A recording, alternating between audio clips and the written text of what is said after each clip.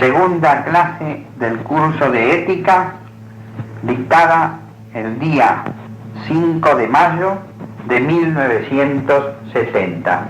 Trámate de dos puntos de vista. O se hace un estudio teológico, cristológico del hombre, porque como decía Pascal, la única manera de saber lo que es el hombre es conocer a Cristo. Porque además Cristo es el hombre verdadero. Y el otro punto de vista es el zoológico. No hay más que teología del hombre y zoología del hombre. Y no hay tercera posición. Aquí el tercero también está excluido como en la lógica. O al hombre lo vemos desde Dios o lo vemos desde la bestia. No hay otra alternativa. Estamos viviendo una época donde domina la zoología, evidentemente, en todos los terrenos, tanto en el plano teórico como en el plano práctico. Por eso hemos seguido este orden en la bibliografía. Luego, para temas especiales, evidentemente San Agustín, como ustedes saben, es el gran doctor de la libertad, del mal y de la gracia. Ese diálogo sobre el libre albedrío que está en uno de los volúmenes de las obras completas publicados por la BAC, Biblioteca de Autores Cristianos, es realmente maravilloso, de una finura incomparable. Nadie ha profundizado como él el sentido del mal, el deterioro que ha sufrido la libertad del hombre por el pecado original y el significado de la gracia en la elevación y perfeccionamiento de esa libertad. Después yo cito el libro de Sertilande sobre el problema del mal, porque ese libro es una historia bastante completa de todas las maneras en que el mal y el bien han sido considerados y entendidos en las distintas culturas, escuelas y posiciones, lo mismo en el mundo occidental que en el mundo oriental. Los libros de Piper los cito también porque son de una gran finura, una gran profundidad teológica. Esos libros sobre la esperanza, sobre la fortaleza, sobre la justicia, sobre el fin último. El libro de Castellani es una cosa realmente seria, en cuanto es una de las síntesis mejores que yo conozco acerca del problema del fin último, considerado lógicamente del punto de vista teológico. Y los ensayos de Claudel, que están en dos libros que creo que no están traducidos al castellano, que se llaman Posiciones y Proposiciones. Hay ahí algunos ensayos realmente finísimos. Yo cito dos, uno sobre la libertad y el mal, y el otro las proposiciones sobre la justicia. Claro que hay mucho más, pero con esto hay para toda la vida, en realidad, si uno quiere profundizar en estos problemas. Hoy vamos a tratar ya el problema del fin último. ¿Cómo es Determinación del fin último, el tema de ahora, el tema de esta clase. Yo el otro día me estuve refiriendo a la experiencia moral, mostrando que la experiencia moral es una experiencia de carácter metafísico. Porque si bien es cierto que en los actos morales hay siempre manifestaciones de carácter material, de carácter físico en las acciones de los hombres, pero evidentemente lo que tiene sentido ético en esos actos no es, digamos así, el momento exterior, material, físico. Por eso, un mismo hecho físico, una misma manifestación física o externa de una experiencia moral puede tener un valor y un significado ético completamente distinto. Por ejemplo, un hombre mata a otro. Ese ese acto del punto de vista material, digamos así, es el mismo en diversos casos, pero moralmente pueden ser completamente distintos. Puede ser en un caso un crimen, un acto criminal, un homicidio, un individuo que le quita la vida a otro por robarle, por pasión, por cualquier cosa. Puede ser un acto heroico también. Un acto, por ejemplo, en que un hombre lo hace en defensa de la propia vida, en defensa de su patria, en defensa del amigo, en defensa, por lo tanto, en defensa de la vida. Ofrece la vida y la quita. Hay una diferencia fundamental. En un caso, la sangre se derrama inocentemente y en otros se derrama culpablemente. Porque claro, cuando uno ve que hay un mandamiento que dice no matar, pues si usted lo toma literalmente y si toma simplemente la formulación de la ley así genéricamente, pareciera que toda vez que el hombre mata está faltando al mandamiento, y eso no es verdad. Con esto se ha hecho precisamente toda la retórica pacifista, en general ha explotado las abstracciones que necesariamente el carácter genérico que tienen las formulaciones de las leyes morales para sacar conclusiones de que si bien llaman héroe a uno que mata en el campo de batalla, que mata y muere, resulta que lo llaman asesino cuando produce el mismo hecho, digamos así, en un plano, en una calle, asaltando a alguien. No, en un campo de batalla se derrama inocentemente sangre inocente. Y cuando uno mata a otro por privarlo de la vida, por una razón subalterna, o porque se considera dueño de esa vida, o porque lo quiere despojar, o por una pasión inferior, entonces la sangre, él está actuando criminalmente, está violando el mandamiento, entonces lo está violando. En el orden moral, nosotros lo que tenemos que tener en cuenta es el fin, la intención y las circunstancias en que se obra. Estas tres cosas entran dentro de todo caso concreto de moral. Además hemos dicho otra cosa que es fundamental de tener en cuenta. El mal, cuando nosotros obramos mal, cuando nosotros obramos contra la ley moral, contra la ley natural, contra la ley divina, esos actos nuestros producen consecuencias, producen efectos, tienen una proyección concreta en la vida de las demás personas y en la vida de la sociedad. Incluso pueden comprometer el destino de las personas y el destino de las naciones, actos, por ejemplo, inmorales de los responsables, por ejemplo, de la vida de una comunidad. De tal manera entonces que nosotros nos encontramos con que, así como en la experiencia física, en la experiencia basada en el cálculo y en la experimentación, la verdad coincide con el éxito. Y cuando usted, como decíamos, yerra en el cálculo de la ley o en la circunstancia en que se tiene que producir una serie fenoménica, el fenómeno no se produce, la experiencia no se produce, porque aquí la verdad es el éxito, y entonces usted tiene que rectificar el cálculo, tiene que rectificar las condiciones en que se desarrolla esa experiencia. En el orden moral, el éxito no es la verdad.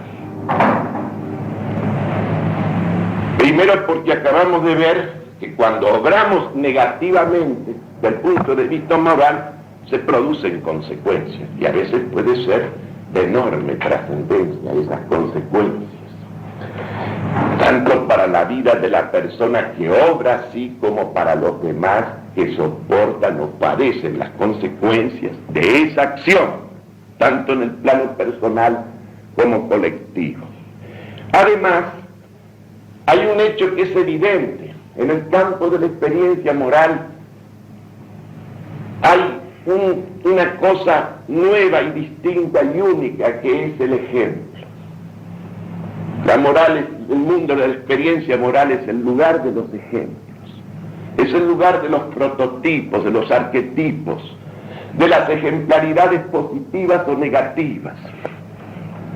En cambio, el otro campo de la experimentación físico-matemática es el campo de los experimentos, de los cálculos y los experimentos que son totalmente indiferentes desde el punto de vista moral.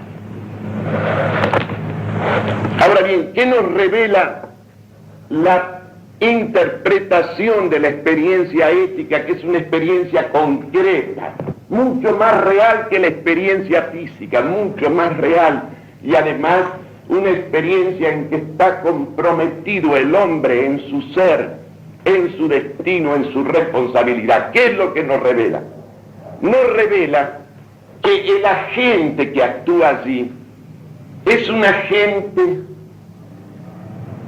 que es un ser racional, un ser intelectual, con libre albedrío y con dominio de sus actos, como dice Santo Tomás en el prólogo justamente a la cuestión primera de esa sesión primera de la parte segunda de la Suma Teológica.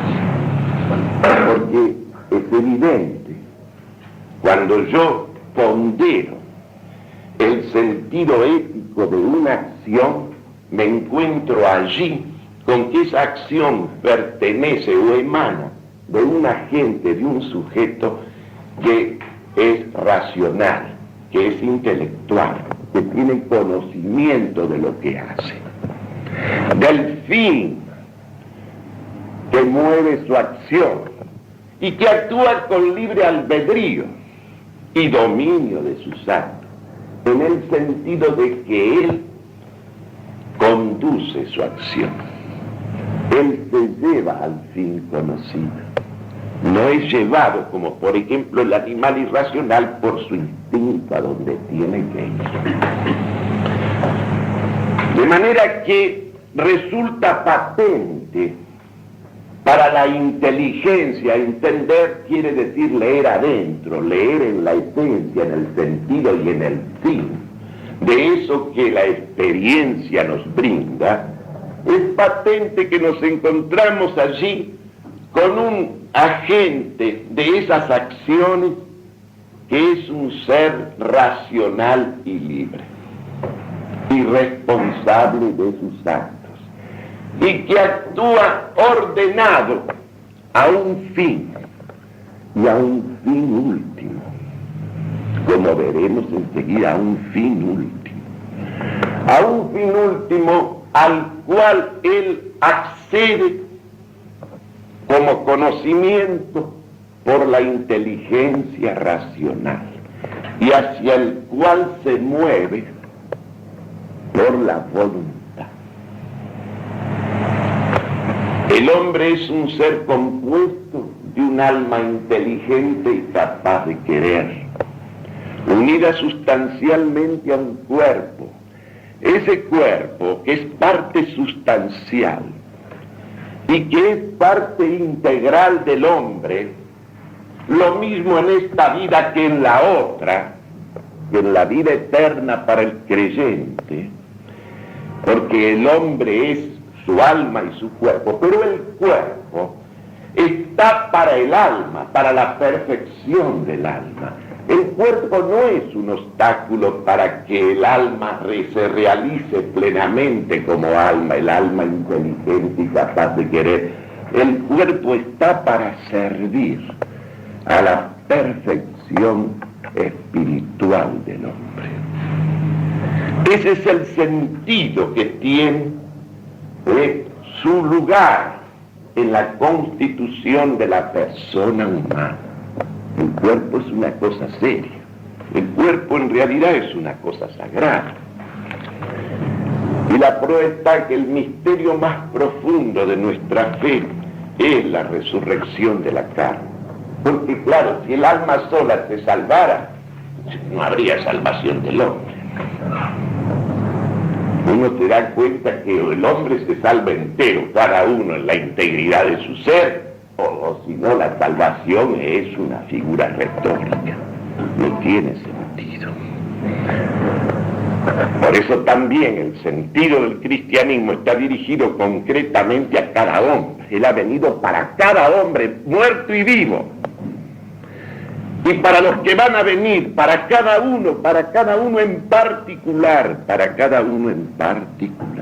porque cada uno comporta un destino personal y una proyección en la eternidad. De manera entonces que para ir ordenando las cosas y no dejarnos llevar un poco por la pasión de lo que vamos desarrollando, digamos así, el hombre hecho a imagen de Dios es un ser intelectual con libre albedrío y dominio de sus actos. El dominio de sus actos, ¿por qué lo tiene el hombre? Por estas dos facultades inmateriales de su alma que son la razón y la voluntad. La razón y la voluntad. Miren la finura incomparable de Aristóteles, que era un filósofo pagano, cuando en la parte tercera de su Tratado del Alma, refiriéndose al alma que piensa y que quiere, dice: el alma cuando piensa y cuando quiere actúa como si fuera un principio separado e impasible. Un principio separado e impasible.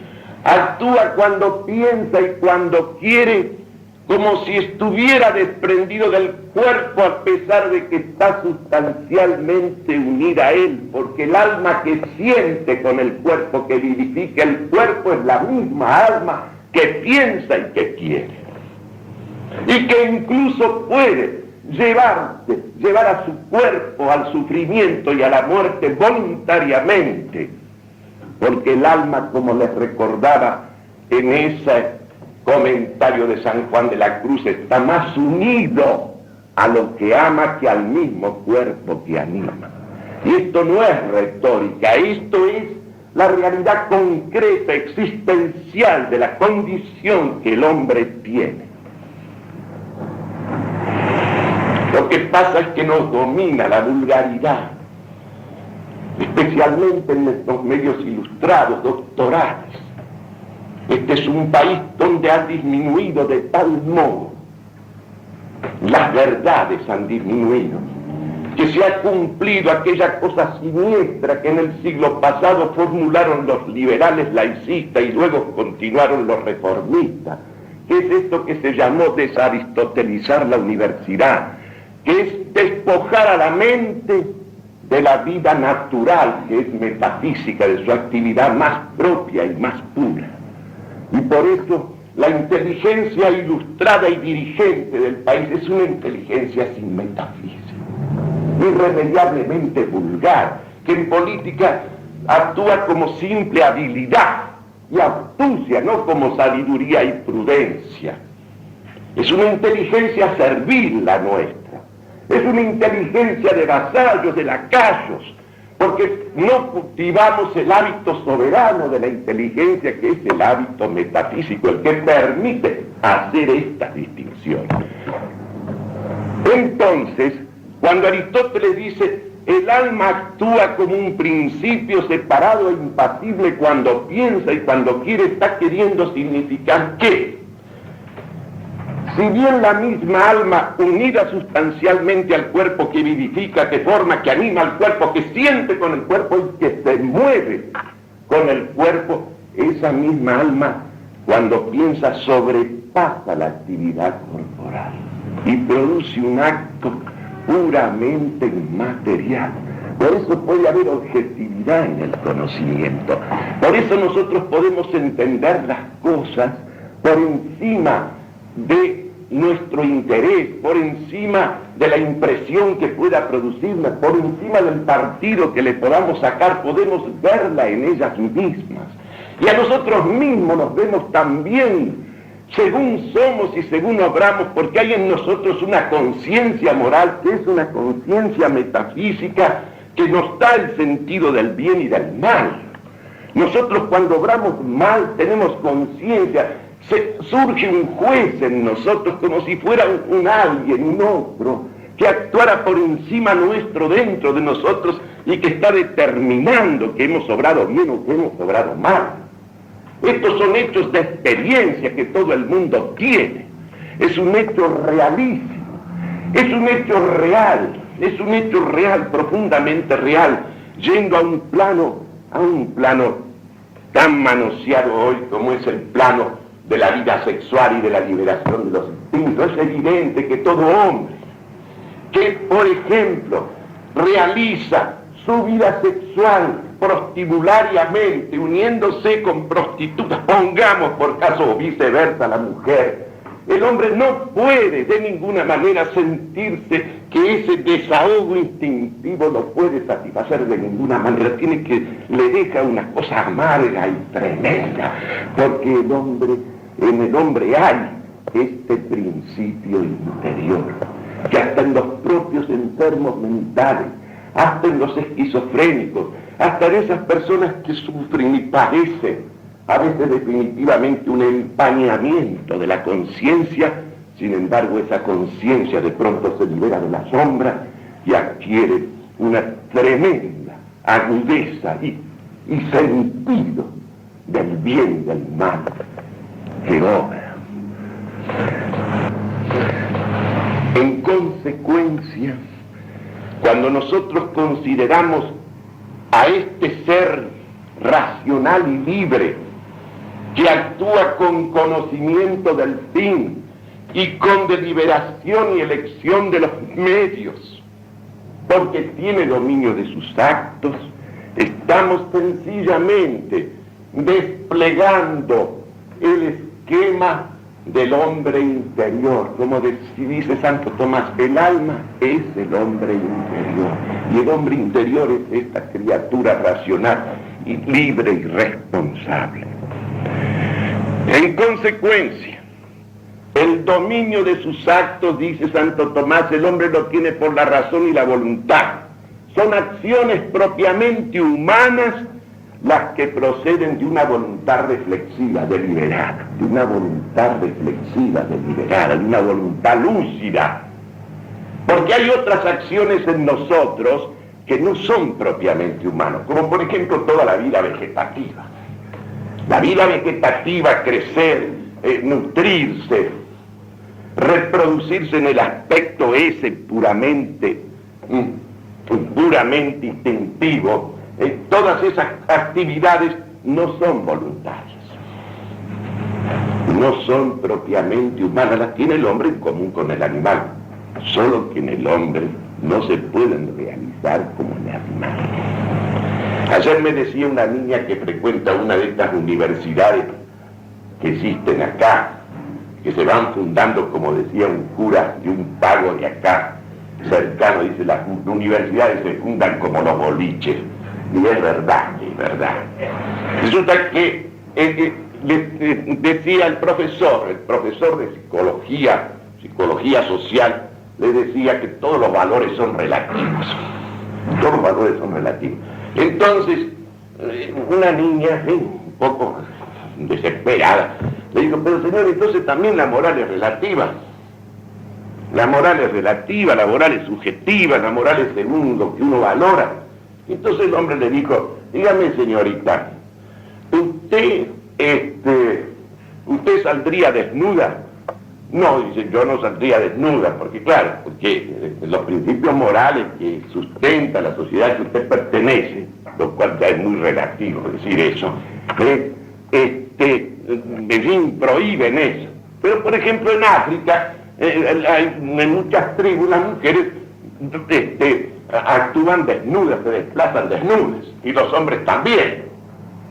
Entonces, como usted ve, la moral es un asunto que depende de las circunstancias, de los lugares, de los criterios de la valoración. Ahora imagínense ustedes lo que esto significa.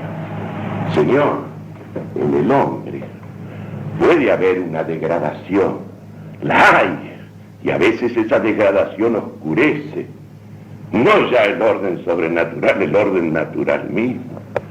Pero qué cosa más natural, más de esa criatura racional y libre que el pudor.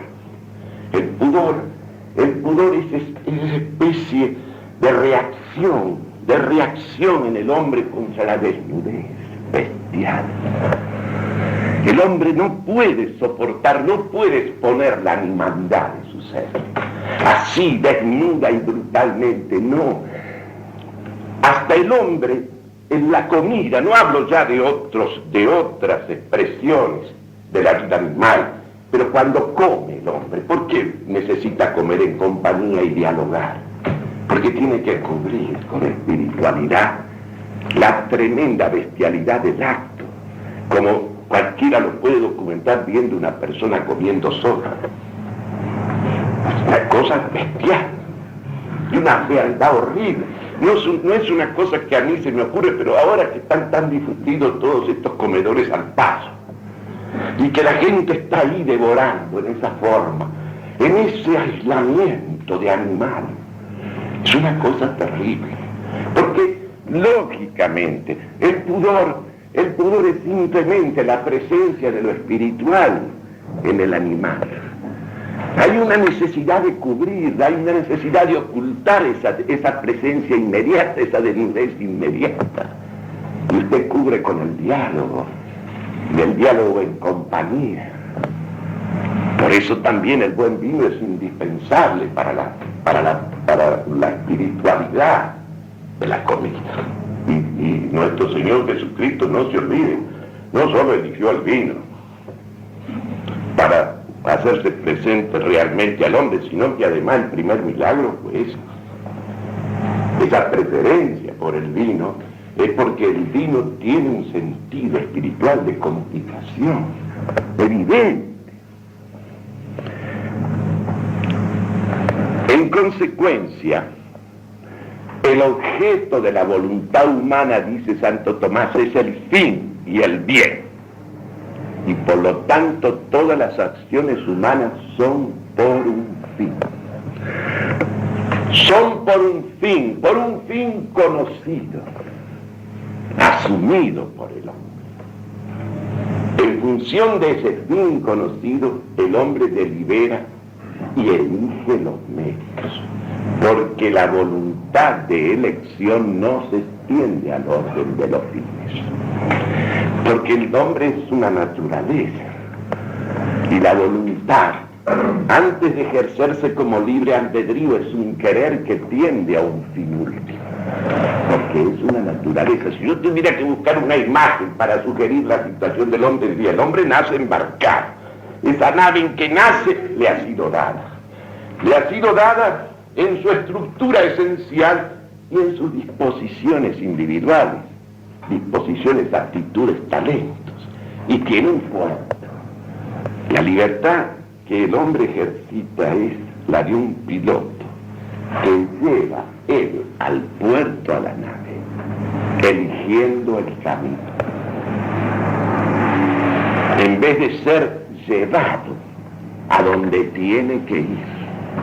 Pero el hombre está encuadrado, está dentro de un orden al cual él pertenece, y su libertad es simplemente el deber que tiene de ir a donde Dios ha dispuesto que debe ir él llevándose a sí mismo, conduciéndose a sí mismo. Eso quiere decir dominio de sus actos. Por eso él está ordenado al fin último, porque él es el que tiene que lúcidamente, conscientemente llevarse hasta allí. Todos los otros seres creados del mundo visible tienen una finalidad que relativa, de medio, instrumental, y están en realidad, confluyen todas las criaturas del mundo material hacia el hombre. Así, y el hombre, al moverse hacia Dios o contra Dios, digamos así, también él levanta todo hacia Dios o lo deprime todo, lo aleja todo.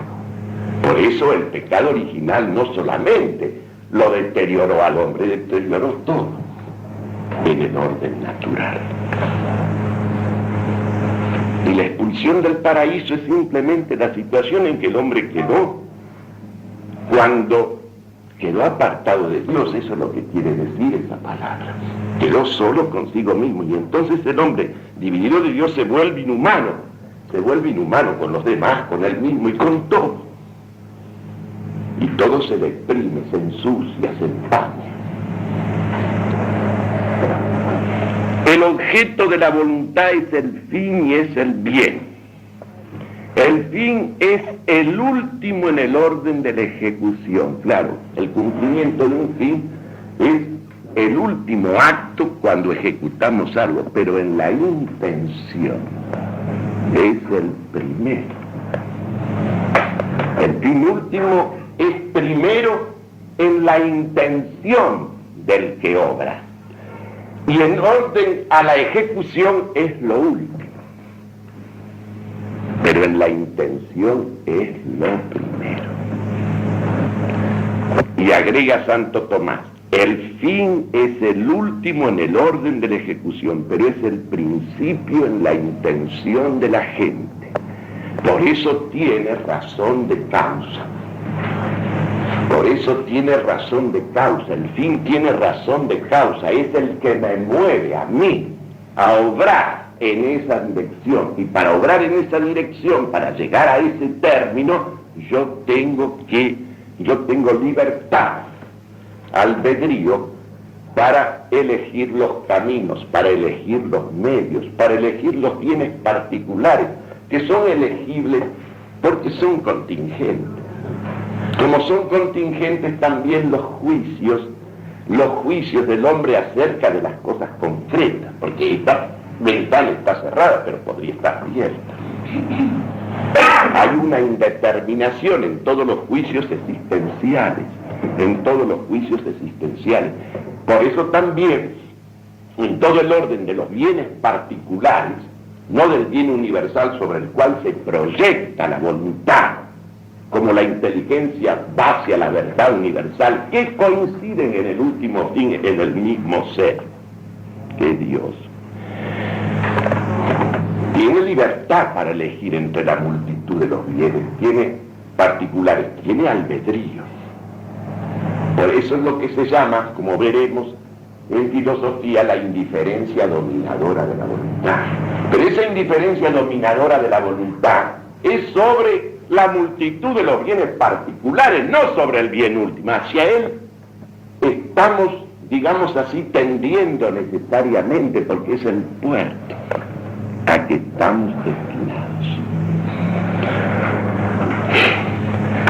Es imposible que lo primero que se apetece, que es el fin, esto es importantísimo, sea idéntico con el querer. El querer mismo, el acto de querer, no puede ser el fin. Por eso Kant dice mal, erróneamente, cuando pretende que la buena voluntad, ese es el acto moral supremo, o el deber por el deber mismo, que es otro disparate. O esos otros, ahora los de la ética personalista, estos progresistas que dicen que la verdadera y plena libertad y moralidad del acto humano es actuar con libertad, no actuar bien. No, el acto moral es actuar bien con libertad, pero actuar bien. Este es el sentido del acto moral. No que se pretende que el acto moral o la moralidad consiste en actuar con libertad. Que el hombre debe actuar libremente, no hay duda, pero haciendo lo que debe, yendo a donde tiene que ir. No, lo radical, lo fundamental no es que actúe con libertad, sino que actúe bien con libertad. Esto es lo fundamental. Entonces, el orden de la ley natural y de la ley divina y de los mandamientos, etcétera, tiene un peso decisivo. ¿Por qué? Porque pertenece al orden de los fines, sobre los cuales no tenemos albedrío. Entonces, lo fundamental en el acto moral no es actuar con libertad, sino actuar bien. Es como se dice ahora, cuando dice la autenticidad. La autenticidad. Quiere decir que uno, en nombre de la autenticidad, produce cualquier cosa. Se manifiesta en la impuricia total, se manifiesta en la forma más vil, pero es auténtico porque el hombre con sinceridad manifiesta lo que siente. No, la sinceridad bestial es inmoral la sinceridad bestial. Porque a veces el hombre tiene que disimular lo que le pasa por respeto a la ley moral, por respeto a la persona del otro y a la propia. No se trata de una sinceridad todo trance. Todo esto que hoy se exhibe como una especie de rebelión de la juventud, sí, que nos rebelemos contra las cosas falsas, rutinarias, farisaicas, todo eso está bien.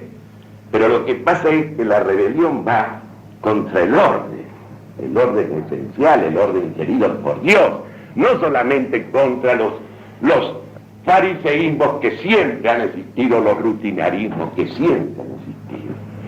Mucho más importante que la autenticidad es la verdad. Lo que tenemos que ser es verdaderos. Y ser verdadero es la inteligencia conformándose a lo que es. Y actuar bien y noblemente y honestamente es actuar según el orden de la verdad y de la razón, que es el orden mismo de las esencias, que es el orden mismo de las cosas. Entonces, sintetizando, dice Santo Tomás, en esa misma parte, en esa misma cuestión primera, un ser que actúa o se mueve tiende al fin de dos modos. O actúa y se mueve por sí mismo al fin como el hombre, o es movido por otro, como la flecha tiende a un blanco determinado por el arquero que le imprime su dirección a la misma. El hombre, él conoce el blanco, ve el blanco y tiene que moverse hacia él, pegarse él. Pero observen bien que actuar por sí mismo no quiere decir de ninguna manera actuar para sí mismo. Son dos cosas completamente distintas. Que yo me mueva por mí mismo, a donde tengo que ir, que está ya determinado, esa es una cosa, esa es el ejercicio de la libertad en el bien. Ese es el acto moral. Ahora, que yo me mueva por mí mismo, para mí mismo, eso es justamente esa falsa autonomía radical del hombre que pretende erigirse él en fin de sí mismo. Y es la primera gran herejía madre de todas las demás. Porque cuando el hombre lo desacató a Dios fue porque se eligió a sí mismo, en vez de elegirlo a él, que era el mejor. Y observen el paralelismo que existe entre la vida de la inteligencia y de la voluntad. La inteligencia conoce el orden de las esencias creadas. Todo el universo creado es un conjunto ordenado de naturalezas que están ordenadas a un principio, a un principio creador. Todo confluye. Universo quiere decir conversión hacia esa unidad. Y además, conocer una cosa, definirla, como ya enseñó Platón, es conocer su última distinción. Por ejemplo, la última distinción del hombre es ser racional. Es también lo principal en él, lo mejor en él. Y la vida moral, el acto de la voluntad que sigue a la razón, que sigue a la inteligencia, se conforma a esa ley de la razón, a ese orden de la razón. Cuando la voluntad se mueve en la dirección de lo mejor, se mueve en el mismo sentido que la inteligencia intencionalmente en la dirección de la última distinción. Porque la última distinción de cada cosa es lo primero y principal de cada cosa. Una cosa es sobre todo lo principal de ella. Y el acto moral es una preferencia reflexiva de lo mejor. El hombre se orienta siempre en cualquier acto particular o relativo. El hombre, cuando obra bien, está ordenando ese acto parcial a ese movimiento final hacia el último fin, hacia lo mejor. Lo mejor de lo mejor es Dios, que es la suma perfección. Cuando yo formulo un juicio verdadero acerca de una cosa determinada, ese juicio verdadero está en el orden mismo de la verdad total y de la jerarquía de la verdad, y se mueve en la dirección también de la verdad última, que es la suprema distinción, porque Dios es el distinto por excelencia. Él es la distinción máxima. Por eso lo que lo refleja Él en el mundo creado es la distinción. No es lo común. No es lo que nivela, no es lo que masifica. Dios no podría haber sido creador de un mundo de cosas iguales y uniformes. Dios ama la distinción. Y observen, así como conocer es distinguir, amar es preferir. Todo amor implica preferencia. Que amemos a todos los prójimos en Dios, admitido, pero que nadie me diga que se puede amar igual a todos. No, hay unos que son más cercanos que otros para cada uno. Porque así Dios lo ha querido, porque la naturaleza lo establece, porque la circunstancia lo establece. Cuando hablamos de lo igual tenemos que tener cuidado, porque lo igual, el sentido profundo de lo igual, es el sentido de la distinción. Lo igual es cada cosa en su sitio. Y cuando se verdaderamente ama a aquel que es superior y lo trata a aquel que es subordinado con toda dignidad y honor, no es que lo hace igual a él, sino que le da un trato y una dignidad y un reconocimiento de hermano suyo en Cristo, pero cada uno es quien es. No es como dice el demagogo que hay que rebajar el lenguaje para hablarle a la multitud, para que entienda. Eso es envilecer a la multitud y envilecerse él. Eso es denigrar y faltar el respeto a la persona humana que hay en cada uno de esos hombres de la multitud. Cuando el Quijote le hablaba a la multitud, le hablaba a los cabreros, ¿qué lenguaje empleaba? El lenguaje más alto, el lenguaje del Señor, y los hacía señores con el poder de la palabra, porque despertaba en cada uno de esos seres toda la dignidad de la criatura hecha imagen y semejanza de Dios. Eso es hablar en el orden debido, eso es hablar como Dios manda, lo mejor, y despertar lo mejor. Y hasta cuando hablaba con prostitutas, les hablaba de tal modo, las trataba de doncellas, y las pobres, dice Cervantes, se corrieron, porque en esa mujer degradada, esa palabra del señorío despertaba en ella la dignidad perdida, la devolvía la dignidad, el poder de la palabra, que es el poder de los poderes, porque todo ha sido creado por él. Hay un fin último al cual está ordenado el hombre con todo su ser, inteligentemente con su razón y voluntariamente con su voluntad, con su poder de querer. Y ese fin último, subjetivamente considerado, es esa aspiración natural que todos los hombres tienen a la felicidad. Y ese bien objetivamente considerado es Dios mismo, el bien total, el bien absoluto, porque es el único que puede colmar, saciar definitivamente. No puede ser el bien último ninguna cosa creada, no puede ser el dinero, no puede ser el honor, no puede ser la gloria, no puede ser el poder, que es cosa tan seria, pero el poder es un principio que lo mismo sirve para obrar el bien que para obrar el mal. Y el bien absoluto es un bien total. Y no puede ser un bien corporal como la salud, que es una cosa tan apreciable. Pero no, el hombre no está aquí para semillas. Entonces la salud no puede ser un cuidado primordial. Hay que cuidar la salud, siempre que no comprometamos deberes más altos y fines más elevados. tampoco los bienes del alma, porque no hablemos del placer. El placer sensual, el placer corporal no puede ser nunca un fin último. El hombre en el dolor físico y en el placer físico está solo. Hay un aislamiento terrible.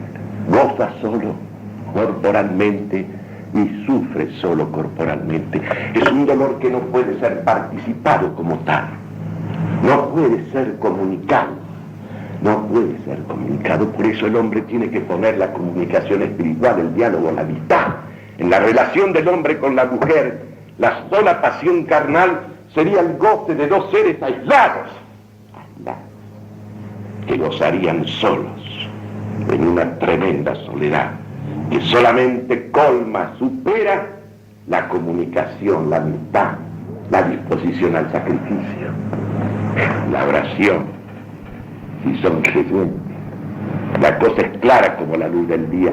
Ni el placer, tampoco las cosas del alma, como la ciencia y la virtud, porque la ciencia que podemos tener de Dios es una ciencia, un conocimiento indirecto, lo conocemos a través del orden creado, lo conocemos analógicamente, lo conocemos más bien por vía de negación, me refiero con la razón natural, y en el orden del amor, en el orden de la voluntad, considerado en el plano natural, el hombre es capaz sí de amistad pura, de amor verdadero. Alguna vez, aún el pagar, ¿cómo no va a ser posible si hay actos maravillosos de sacrificio, de dar la vida por otro?